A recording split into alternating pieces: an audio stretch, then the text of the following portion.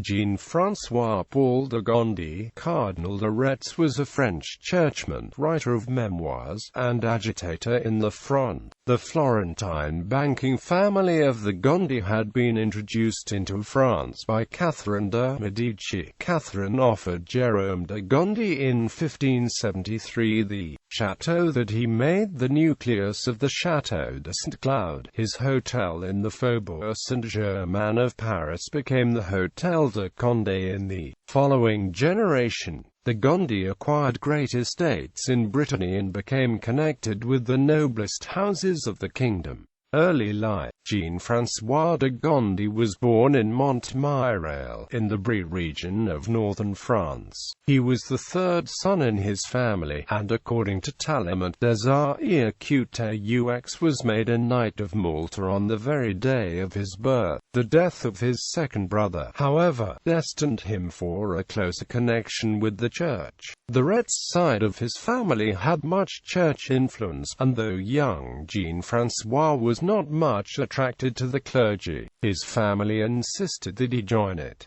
They said he lacked the appearance of a soldier, being short, nearsighted, ugly and awkward. He was tutored by St. Vincent de Paul and educated at the Sorbonne. When he was 18, he wrote generation.The, a little historical essay, influenced by the Italian of Agostino Mascardi, and audaciously insinuating revolutionary principles. Family background. The district of Retz is in southern Brittany, and has been under the control of several different families over the years. Retz always spelled the word Ray. The barony of Retz first belonged to the House of Retz, then to the Chabot family and the Laval family. Giles de Ray, a Laval and comrade-in-arms of Joan of Arc, was executed without an heir, so the barony passed successively to the families of Tony-Mine, Annabo and Gondi. In 1581, it became a duchy, with Albert de Gondi its first duke. His brother Pierre de Gondi became Bishop of Paris in 1570 and Cardinal in 1587. Pierre was succeeded by his nephews Henry de Gondi and Jean-François de Gondi, for whom the episcopal see of Paris was erected into an archbishopric in 1622. Finally, Jean-François was then succeeded by Pierre's great-nephew Jean-François Paul de Gondi, Archbishop of Paris. Retz received no preferment of importance during Cardinal Richelieu's life, even after the minister's death, though he was presented to Louis XIII and well received. He found difficulty in attaining the coadjutorship with reversion of the Archbishopric of Paris, but almost immediately after the king's death, Anne of Austria appointed him to the coveted post on All Saints' Eve, 1643.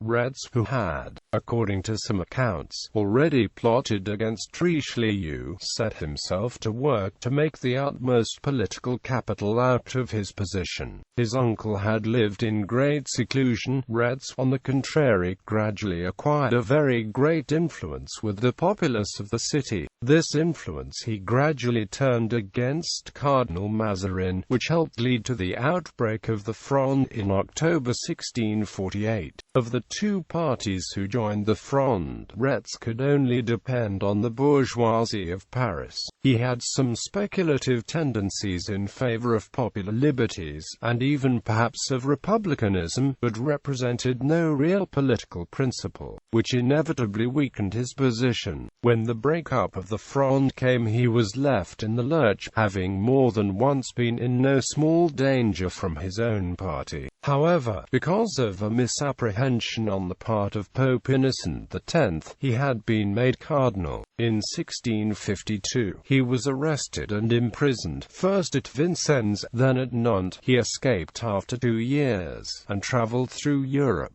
He went to Rome more than once, and helped elect Pope Alexander VII. In 1662, Louis XIV received him back into favor, and asked him to formally serve as envoy to Rome several times. In order for this reconciliation to occur, he resigned his claims to the Archbishopric of Paris. He was appointed abbot of St. Denis, and restored to his other benefices with the payment of arrears.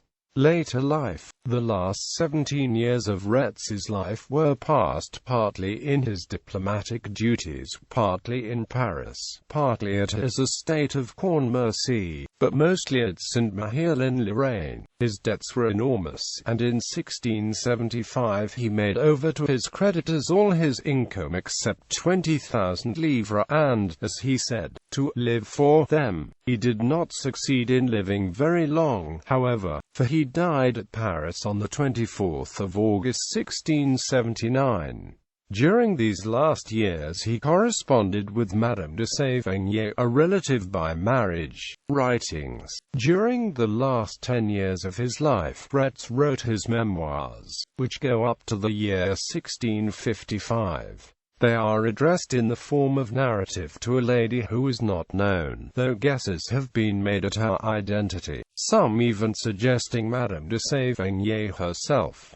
In the beginning there are some gaps. They are known for the narrative skill and the verbal portraits of the characters. Alexandre Dumas père drew heavily on the memoirs for Van Gieten's Apres. Besides these memoirs and the youthful essay of the Generation.The Fiesque, Retz has left diplomatic papers, sermons, mazarinades and correspondence. Retz and François de La Rochefoucauld, the greatest of the Frondeurs in literary genius, were personal and political enemies, and each left a portrait of the other. De La Rochefoucauld wrote of Retz, "Il a suscité les plus grandes ordres dans l'équité sans avoir un dessein formé de s'en prévaloir." The memoirs of the Cardinal de Retz were first published in a very imperfect condition in 1717. The first satisfactory edition appeared in the 24th volume of the collection of Joseph-François Michaud and Jean-Joseph François Paugela. In 1870 a complete edition of the works of Retz was begun by Alphonse Fillet in the collection of Grands Écrivains.